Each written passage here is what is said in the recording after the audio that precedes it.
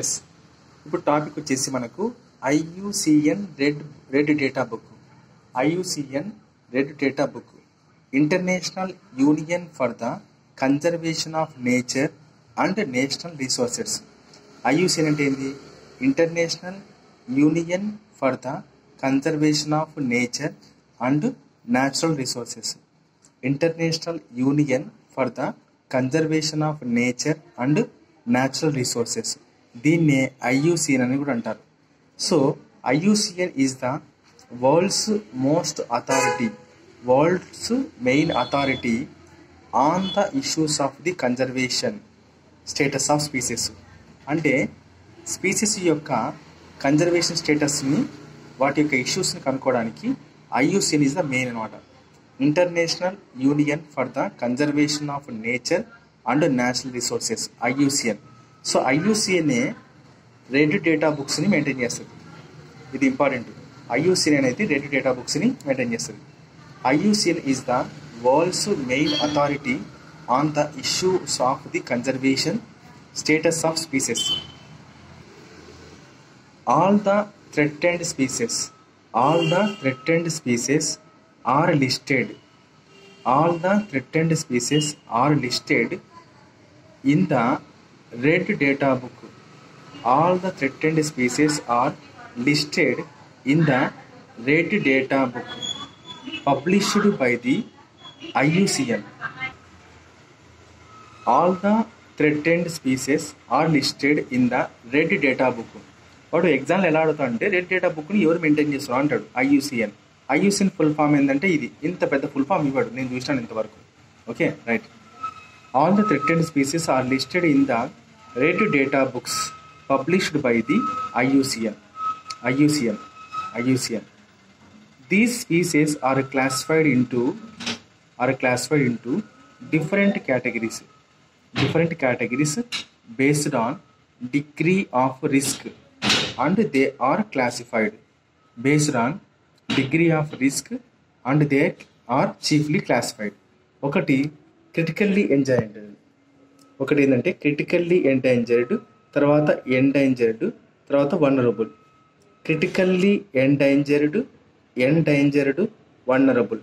Critically endangered, vulnerable. Next conservation of wild life in India. Conservation of wild life in India అని చూద్దాం. This is through legalisation, preservation and organisation. Legalization under the provisions of the Wildlife Act of 1972. Under the provisions of the Wildlife Act of 1972, killing endangered wild animals is strictly prohibited. Trading wildlife products అంటే ఇది అడవిలో పెరుగుతున్న wild life ప్రొడక్ట్స్ని మనం వ్యాపార పరంగా పంపించకూడదు ఎవరికి. ఏంటివి అంటే టాస్క్, ఏనుగు దంతాలు, తర్వాత రైనోసిరస్ హార్న్స్ అంటే అడవి పంది horns is a punishable offence. అంటే ఇది నేరం అనమాట, punishable offence. Next conservation of life in India ఏంటంటే second step preservation. National parks, sanctuaries, biosphere reservoirs, తర్వాత sacred groves are different regions which are earmarked to protect diverse fauna and flora. Next organisational protection.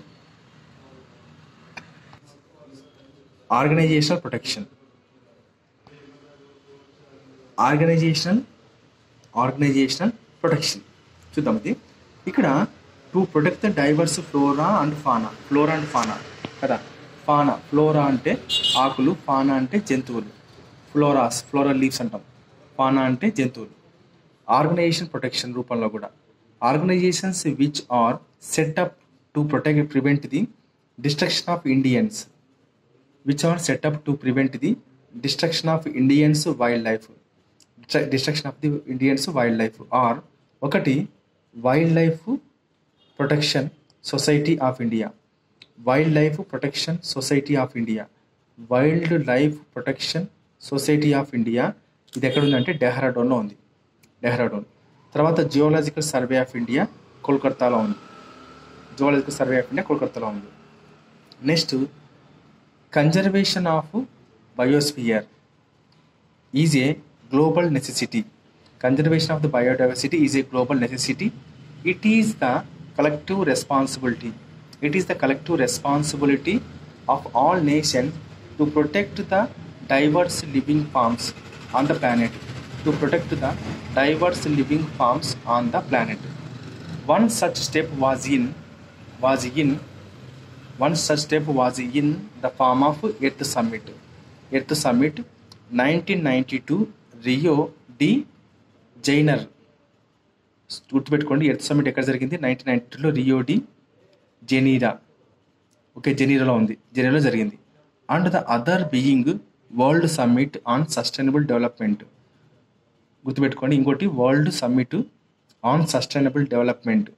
ఇది ఎక్కడ జరిగిందంటే south ఆఫ్రికాలో జానిస్బర్గ్. జోహానిస్బర్గ్లో జరిగింది. Johannesburg south ఆఫ్రికాలో జరిగింది. They focused on significant reduction in the current rate of loss of biodiversity at the global and regional and local levels. Significant reduction in the current rate of loss of biodiversity at the global and regional and local level. Efforts must be intensified to pass on our biological legacy. Efforts must be intensified to pass on our biological legacy to the future generation. Right, చూడండి, ఇది ఎన్నోది అంటే last, ఇది ఎంత ninth. ఇది India లోపల ప్రమాదకర స్థాయిలో ఉండే జాతులు ఏంటివి? థ్రెటెన్డ్ స్పీసెస్ ఇన్ ఇండియా ఏంటంటే ఏషియాటిక్ లయన్, తర్వాత blackbuck, red panda, the lion tailed macaque, tiger, Kashmiri stag, elephant, pygmy hog, తర్వాత సిబేరియన్ క్రోన్, తర్వాత స్లెండర్ లోరిస్. సో ఇవన్నీ కూడా ఇండియాలో థ్రెటెన్డ్ స్పీసెస్లో ఉన్నాయి.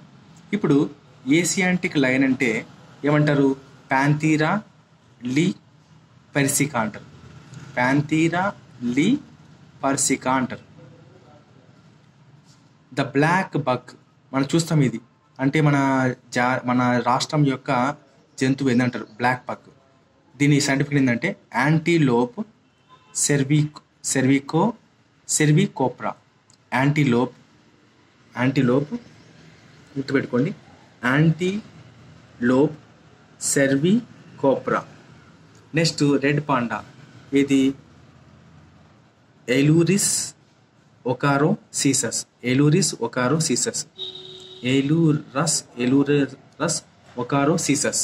తర్వాత ద లైన్ టైల్డ్ మకాకి, దీన్నే మకాకా సైలెన్సెస్ అంటారు. Tiger panthera tigris. Kashmiri stag, తర్వాత సెర్వస్ ఎలాఫస్, దీని ఏమంటారంటే HANG హ్యాంగ్లూ అంటారు. Elephant, okay, elephas Maximus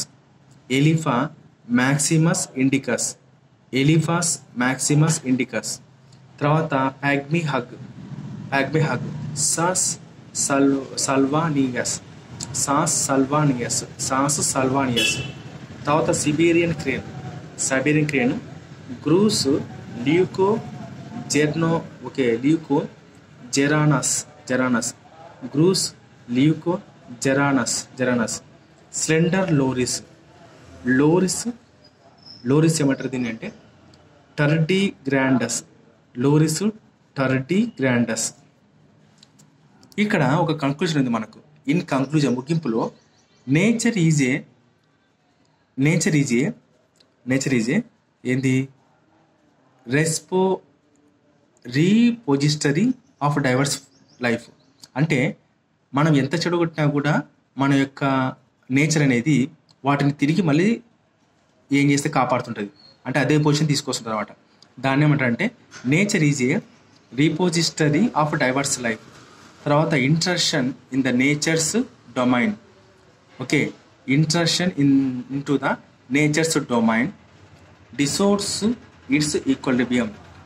ఇంట్రషన్ into the nature's domain distorts its equilibrium. Okay, preserving nature is a collective global responsibility. Preserving nature is a collective global responsibility. Man should conserve and protect nature. Man should conserve and protect nature in his own interest for the future generation. Man should conserve and protect nature in his own interest and future generation. So preserving nature is a collective global responsibility. ఇక్కడ ఈ point important మనకి exam point ఆఫ్లో. Nature అనేది రీపోజిటరీ of diverse life అన్నాడు. Nature అనేది ఏంటంటే divorce life యొక్క రీపోజిటరీ అని చెప్తారు. Very very important point. ఈ పాయింట్ చాలా ఇంపార్టెంట్.